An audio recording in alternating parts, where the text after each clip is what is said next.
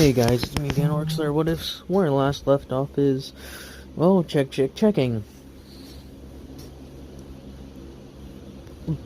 Bell, what if? Sorry. Tradition. Let's see. What if Bell was a gladiator? Part 12. Yep. Where I last left off, let's see. Bell and the remaining generals are talking about the lines, how the political situation is, and how they may be getting reinforcements from a foreign kingdom. Several of the lords and such believe that they have no need for that. I did not say this in the last video, but I'm saying it now. The Emperor in this going into more detail that the Empress is trying to keep everyone together, or trying to keep everyone in line, more or less, when they're deciding that they'll need outside help to defeat this little onslaught, as she calls it. This little onslaught.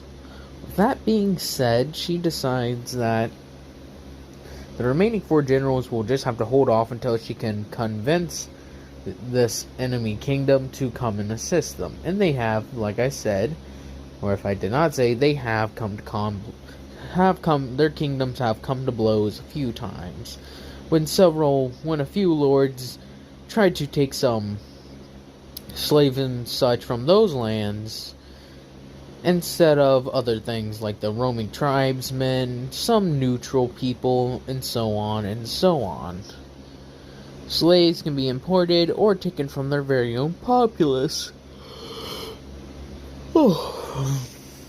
Bell is now a free person, quote unquote. Technically, in a way, he is still chained to the Empire by his friends and family, for they are not free, and he has no real authority to free them. So, as I continue forward, Bell and his forces are marching for one of the sections of the front of this whole line that is like essentially the sole reason why the Empire hasn't completely crumbled. They have sent all fighting power, all slavers, all any form of fighting force that they have, militias, they've drained some garrisons, they've conscripted several thousand people. They're literally throwing everything they can at this problem. Problem is that the tribesmen, and such are hardened warriors, because if you remember what I said in the last 10 parts, is that the tribesmen are actual warriors and such, aside from conscripted people. With that being said, they also have several very powerful tribes among them, along with the animals that are under their command, like drakes, bears, pack of wolves, lions, don't forget the ghouls. The ghouls are to a lesser extent, because their numbers have been taken down quite a lot. And by now, the alpha ghoul is gone. So it's much more difficult to control a larger part. They can take control over several beta ghouls, as I refer to them as, beta ghouls, but not to the same extent as an alpha ghoul would have control over them. It's a lot more difficult reining them in. So, with that being said, Bell and the entire the 10,000 warhounds under his command are marching forward, going to deal with this problem and to reinforce this line. They're in for a long battle indeed. And if I remember correctly, Bell at this point is 24? Yep, he should be like 24, almost 26. With that going on, Bell and the command and Cassius, Aaron, and Lucius are all just discussing what exactly is going to happen, with Margaret there as well. she sort of commands what could be classified as the normal people and such. All the others still fall under the Lion Guard and blah blah blah. They all fall under Deku's command, but he, like I said, separates the control between them, between different people, individuals. That way they can operate more fluently if he isn't around.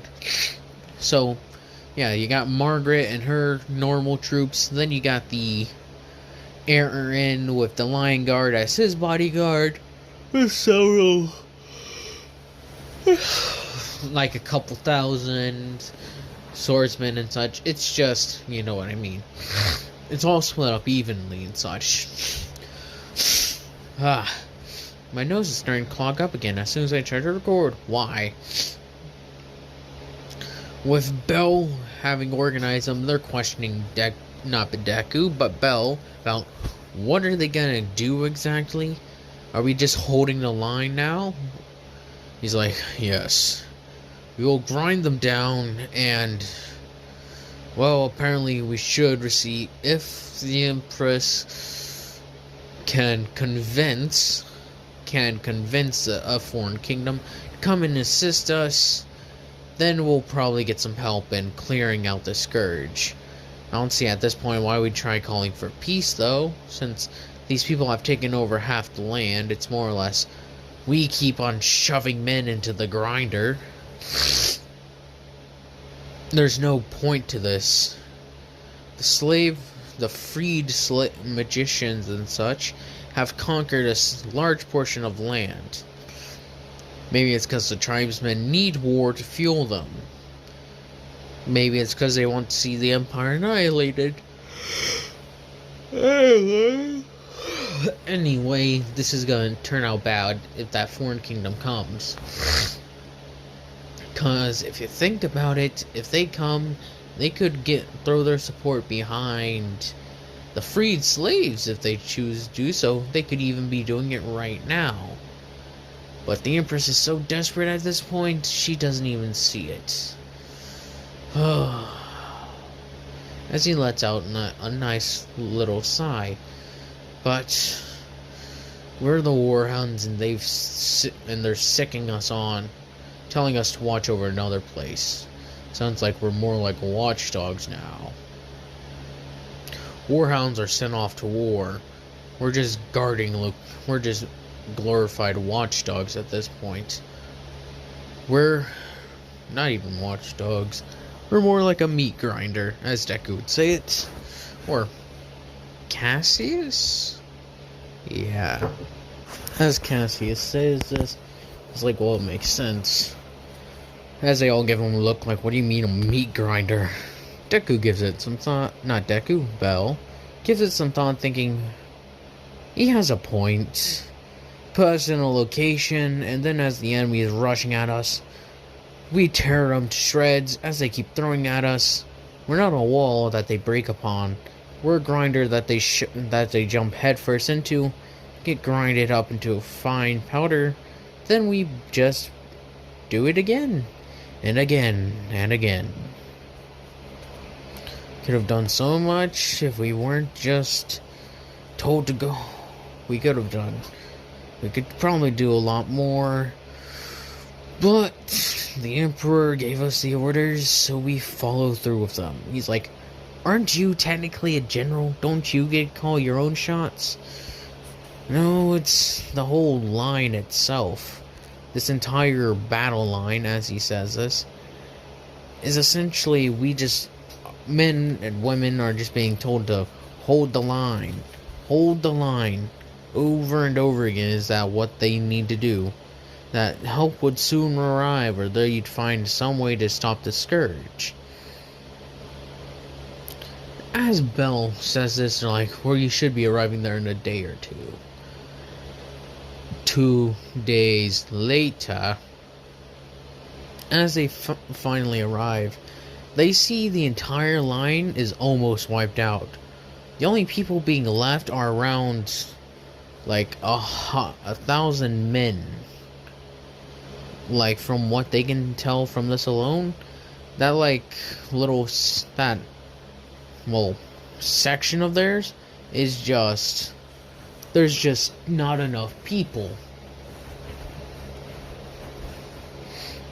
With 10, and this is like a choke point, quote unquote, where there's like, this is like the midway, and between the midway there's like a giant mountain range that separates them, so they can't go over the mountains. So what they had to do was that they broke down walls and such. They broke down walls, not walls. They broke down like the lowest part of the mountains, cleared that out, then they just put up walls and fortresses. Which sometimes can come at a cost, because, well, rock slides and such from the top of the mountain, getting buried in mud and such, does have its drawbacks, but allows you to make one incredible fortress. That being said, they're manning one of the 4 last walls and such. One of the last 4 great fortresses that are the entire reason why the tribesmen and such have been stopped halfway at the like a quarter of the way from going deeper into the empires, because they are all right there. The Empress still working on the whole thing. Bell gets a status report from the commander of the forces there, who then pretty much submits that Bell pretty much says they are to take command of this fortress, and that they will be putting up their banners.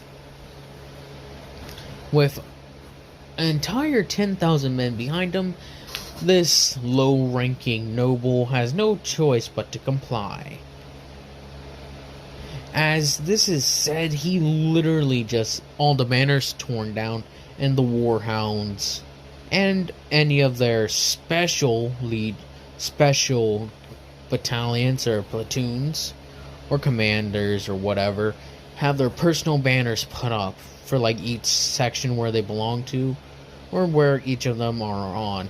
But the main one is Bell's, which is, well, the warhound signal thing. This is fortified, they're just waiting it out. And it's just siege, or battle after battle, where the enemy throw themselves. They've gained, thanks to the territory they've conquered, they've captured, well, slaves and such, that used to be slaves, but now they've been freed by the wizards and such. So, well, there's that group, which has also another reason for their numbers to have swelled, is that all the freed slaves, well, they were left for dead until the commanders and until the tribesmen and such came over, who were thinking about, well, we could just kill them, like some of the tribes.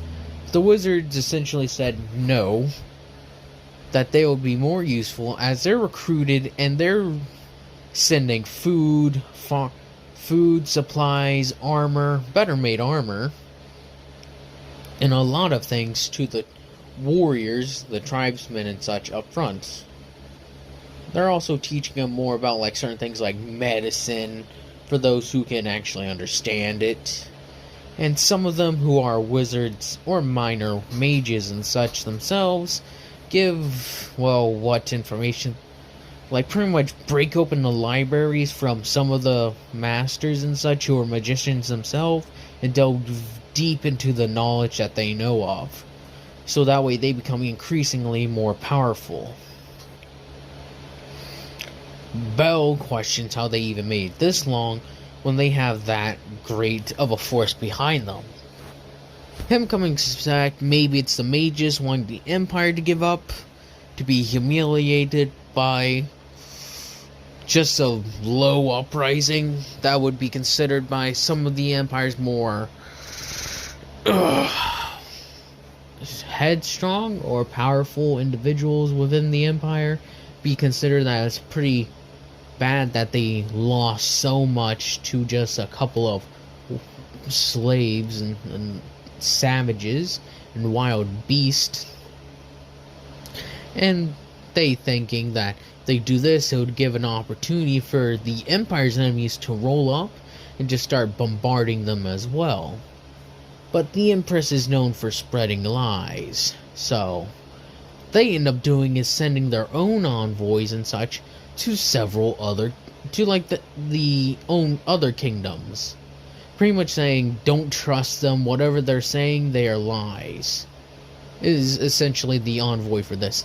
As this envoy is being protected by several thousand, like a few thousand strong tribesmen of the very best, with the Empress like ready to like say, they come upon us, prepare for their ghouls. As she's like, halt, my lord, as she would say to the king of the secondary kingdom, saying, with the princess there as well, she's saying that the Empress may be deceiving you on what we are. As she would say this, what has she told you about us? As he explains that, she says you're savage tribesmen who are using the ghouls to hostilely take over land. She's like, the ghoul part is halfway true. We here promised the tribesmen something, letting them in on their deal. The tribesmen have been forever tortured and haunted by the ghouls, the mountain. Since the Empire never cared for them, they adapted to fight them. So we gave them a choice. They could join us. They join us, and we would get rid of the ghoul problem for them. And so far, they've been upholding their bargain. The ghouls have been cleared out from the mountains. Since this has been a major war, and the ghouls were the main forces in the beginning, their idea was that if they kept on doing this, they would eventually gain like enough trust from most of the major tribes and such, that they could sort of pretty much force the Erewhons into submission and such, saying that we do not care to forcefully take you and force you into our service.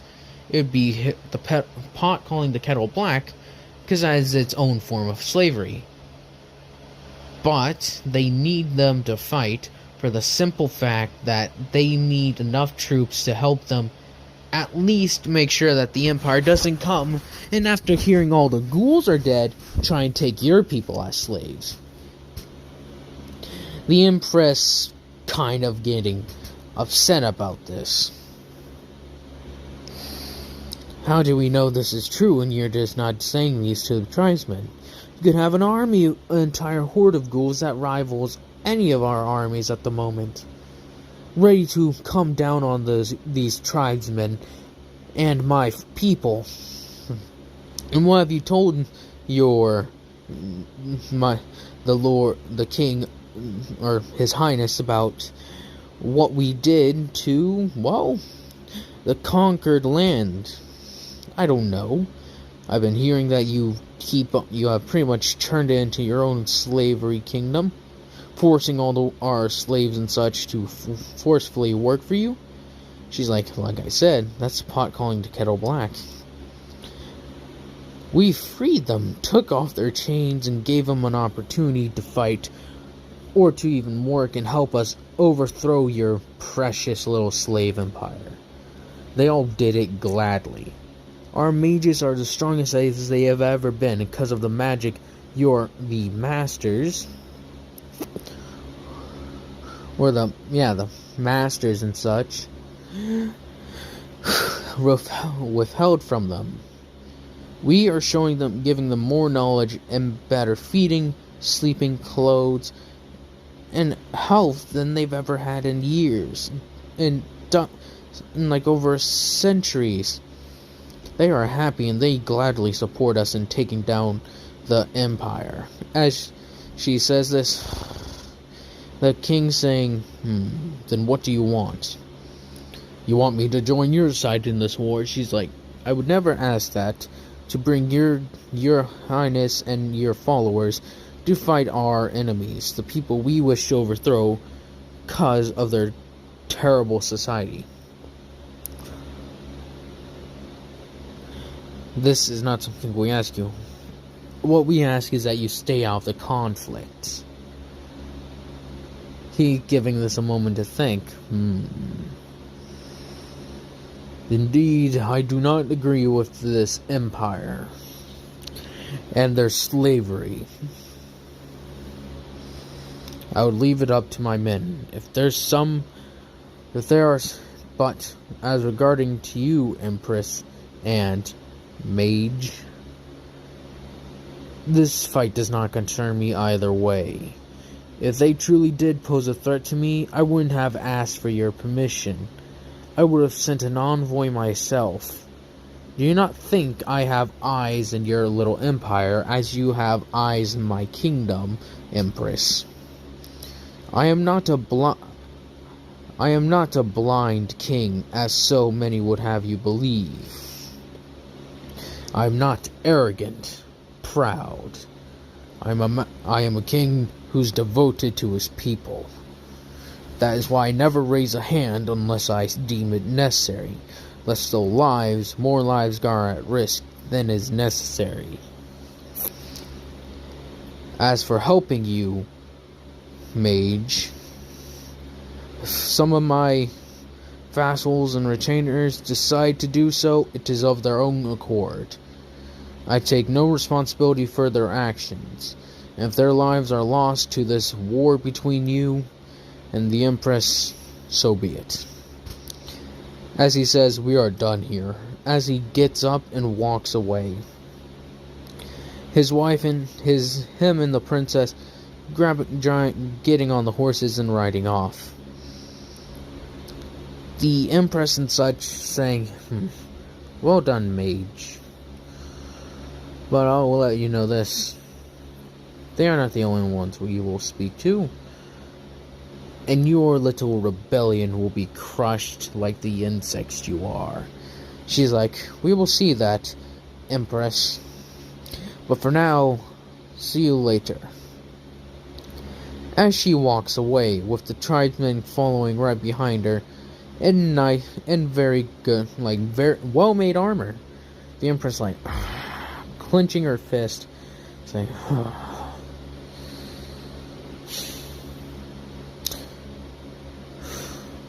she can't think of anything to do.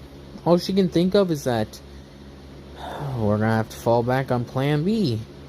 Hope that we can grind their forces down to the point that they decide to go for peace instead of keep on attacking.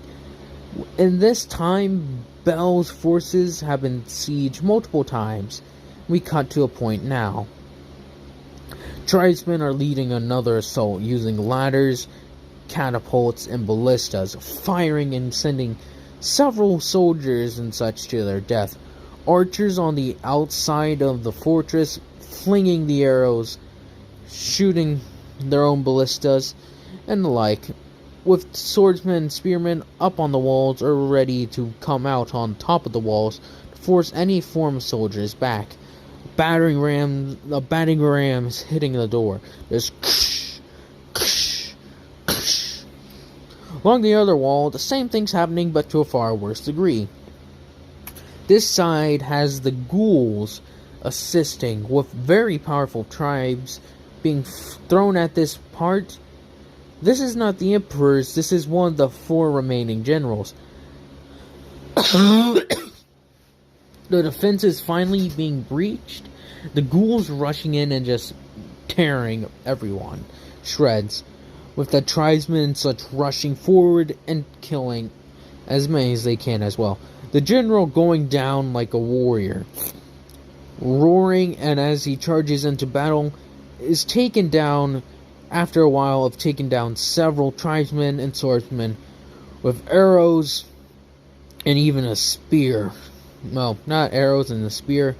He's taken down by having stereotypical as he, like a tribesman, walks forward, sort of deflecting, then taking off his hand, then getting his axe and throwing it upward, cutting right into this guy, uppercutting him with the axe, sending him flying backwards, that ending the general. Now this is a couple of months in. Bell hearing the news that the lines have been breached, and that he's him trying to get in contact through not clairvoyance, but through messengers and such. Some mages have the very rare gift being able to talk to one another, but these ones have to be raised by birth and are only talking to people they trust or have very strong connections with. Bell telling them that is it true that the fortress has fallen? The Emperor and the other general confirming this. Bell saying, what are we gonna do? They're probably pouring out of that line. I'm too far away to send any troops help, and we're getting pretty hard ourselves.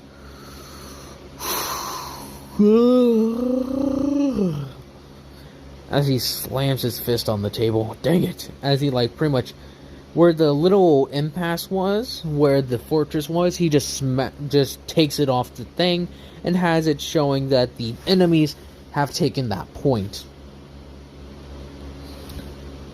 At this sound, the Emperor says, we must form, at least me and him will form a counterattack. You keep on focusing on your point. He's like, I understood. As a ballista comes, not ballista, boulder blast through the wall, landing pretty much going right by Bell and into the wall. The telekinetic person, or telepathic, the telepath or whatever, pretty much relaying this after getting freaked out. He's like, go to the lower levels. You'll be safe there. As he's like, come on, keep fighting. This point, Cassius is down there, throwing men off the walls, kicking down ladders. Aaron, the King of Lions, is down there, ready, and as the gates finally break open, his Lions Guard taking up the spears position and forcing the troops back, keeping them back as far as possible. But they're pretty much in a stalemate with the warriors. They have their own shields and their own tactics, pushing just as hard as the Lions Guard are. Unfortunately, the archers and such can't lend a hand, because they themselves are completely just firing, trying to weaken any war machines that they can see, while also being protected by the Iron Claws, the Angel's Fury, or the Angel's Vengeance, with the Pharaoh Fang keeping the same thing up. This is a very bad siege. Bell's 10,000 or 11,000 at this point. The remaining ones that have been defending this place have been cut down to 500, and Bell's others, like spearmen and archers, have been taken down 500. So now he's down to just 10,000 defending this point against a massive horde. And he's starting to lose grip on this. He's tried fortifying this place, but the walls and such are beaten to, the walls are just destroyed. He suggests that they may actually just have to abandon the fortress and try to have to fortify the back walls to their best ability, closing off any points and just making new entrances and such around the other side. Because that's how bad it is that they literally can't hold these walls with with complete certainty that they won't fall apart. Bell deciding that he needs to get into the action with the rabid hounds in reserves and such, with I guess 15 of them ready to defend them at the moment. As he walks onto the walls, charging forward. And then, as a siege tower drops its thing down, with the soldiers coming off, several of them see the warhound, some of them knowing him from the pits, charging forward and slashing, him tearing them apart with the rabid hounds, letting out the war cry, hear our howl, know our fury. I can't shout, so... Well, at the moment, I could probably shout that, but it wouldn't be very intimidating. It'd just sound stupid coming out of my mouth. As they all let out the cry of the warhounds, they start slicing through several soldiers and such. You see Bell's bodyguard, little group of bodyguards that he brought charging forward, pretty much single-handedly with those 15 men, stopping dozens of men from getting out of the siege tower, or multiple siege towers, 2 of them, As they rush out, they just end up forcing the army back until eventually they get supported by spearmen and swordsmen to hold that position. With a catapult launching itself, but then it just hits the back of one of the siege towers, going straight through it and hitting several of the bodyguard and spearmen, sending them flying off the walls, crashing into the courtyard below. The Lion's Guard are actually being forced back now by sheer numbers, with the reserves of the Lion Guard coming in that were holding a point being called back by Aaron, and having a large number, not a large number, but a sizable number of spearmen, or at least a platoon spearmen, hold the position they were originally holding. And them coming and just going toe-to-toe with these very tough tribesmen, coming from one of the as tougher tribesmen clans or tribes, crashing into them, fighting with Aaron's forces stabbing like Spartans, shield wall, stab, with the tribesmen throwing themselves, ripping the shields from the Lion's Guard's arm, and just brutalizing them, with Aaron up front cutting through a few of them each time he swings his axe. Bell at this point has just said Cassius and his troops are starting to get overwhelmed. The Angel's Vengeance, they're just sending blood everywhere in their crimson armor with the wings and such that they painted on it. But they're starting to get overwhelmed by sheer force of numbers. Like I said, this is a very decently sized structure, and that they're having to they can't bring everyone in because that would just be too big of a target, and that they have to keep them spread out, but they also have to have enough troops. So they have some of their more veteran troops up here trying to hold a line, so that way they don't lose a lot of the lesser troops. Because if they have lesser troops being lost in a larger majority than their more veteran troops, well, what would you prefer to have? More veteran troops? 15 veteran troops or 50 normal troops? I'd like 50 normal troops, because with most of them, you could just overwhelm them with numbers. Holding choke points is essential with numbers. That is Bell's thinking, and he's about to give them a call to have all the forces retreat.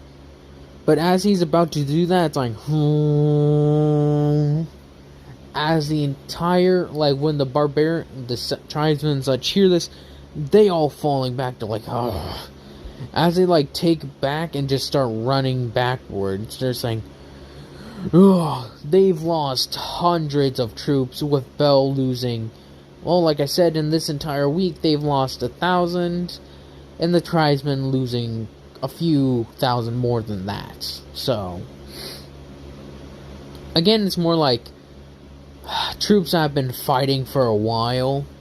It's hard to siege structures and such, so, yeah. As they just are backing off, Bell's forces are glad that's over. Bell it's not over yet. Him telling his telepath to bring up the message saying the fortress is almost in shambles. We cannot defend this position for very much longer. One more week-long assault, and the walls themselves are just gonna crumble down. We can't hold this line anymore. The fortresses have held strong, but with what I suspect is what happened with the other one, the walls just gave out. When the walls give out, and we get slaughtered. Emperor, have you heard of anything that's happened with the Queen and negotiating with the other kingdom? Him laying out alongside. It is quite complicated. And I think this will have been 35 to maybe 30. I'll go for a little bit longer. him giving the rundown on what happened. He's like, dang it!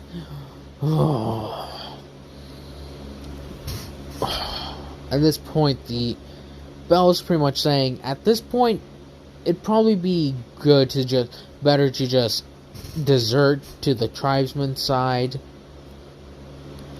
Him thinking this, but also realizing he would have to take so many, well, actually a lot of families are already there. A lot of the warriors' families and such are already on that side. Essentially, they pretty much just grabbed everybody they could and threw them into like Bell's little makeshift army to do what they could. With Bell having this thinking, he's like, maybe. Just maybe. But he would also have to have his family. And they are somewhere very far from the fighting. They're in the capital. So unless they can sneak their way into like this entire place, which would take weeks, maybe a month, to try and get here. And that's with them not having to like be all stealthy. Like I said, I've like made the versions much bigger and such. Maybe it would take like 2 weeks to get here. Not an entire day to travel. Like I had it when he went to visit the Empress and such. It takes quite a while to travel from point A, from Gary's place to the Queen's place. So, or the Empress's not fortress, but city. Bell saying, have to wait though. That being said, it cuts over to the princess, sort of who sent a message to the mage saying that she would like to talk with her. Them getting into discussion. Is it true that you are not doing any of this? And do you have any proof? With that being said, of course, as she brings forward several tribes, old slaves, or the freedmen, as they would call themselves, saying that the mages freed them.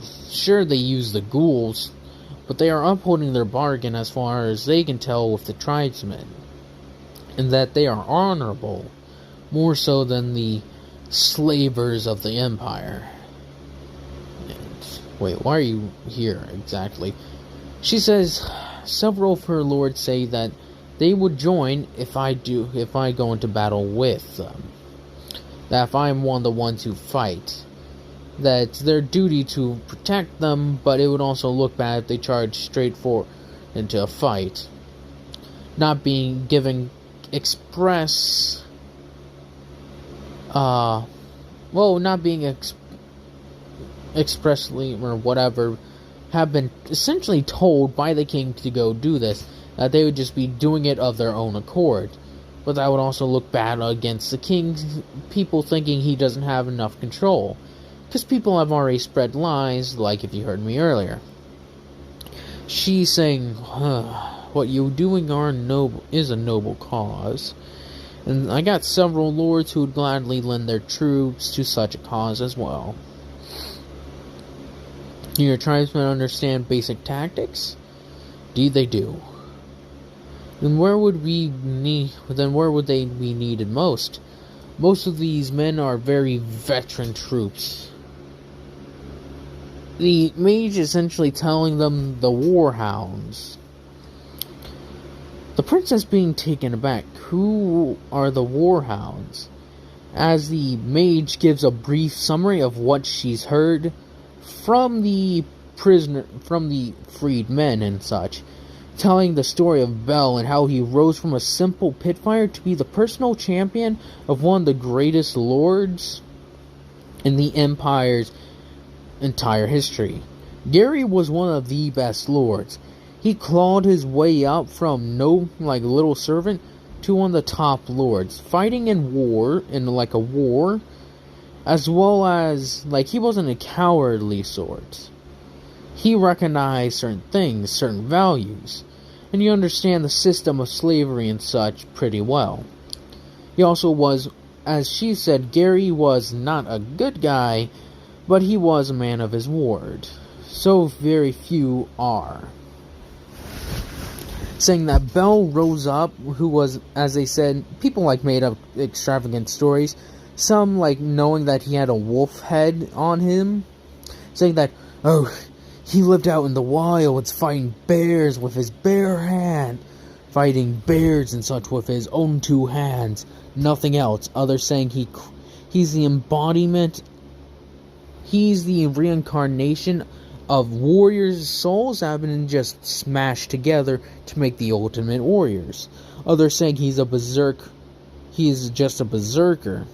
So many tales. Some saying he's even possibly a beastman from legends.